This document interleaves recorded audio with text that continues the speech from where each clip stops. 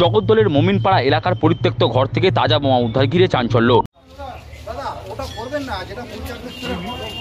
জগদ্দল থানা ভাটপাড়া পুরসভা 17 নম্বর ওয়ার্ডের মোমিনপাড়া এলাকায় একটি পরিত্যক্ত ভাঙাচোরা ঘর থেকে দুটি তাজা বোমা উদ্ধার ঘিরে বুধবার তীব্র চাঞ্চল্য ছড়ালো।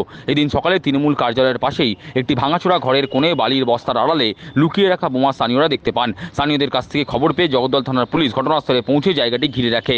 তারপর সিআইডির বোম স্কোয়াড এসে ঘটনাস্থল থেকে তাজা বোমা দুটোকে উদ্ধার করে নিয়ে যায়। আমরা কাজ করতে এসে দেখি দুটো বোম পুলিশ বসে আছে।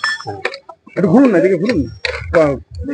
কাজ করতে এসে হঠাৎ চোখে পড়লো, তারপরে জানালেন পুলিশকে। আপনারা জানিয়েছেন নাকি পাড়ার লোক জানিয়েছি? আমরা কটা বোম থেকে দুটো। ভয় লাগছে না?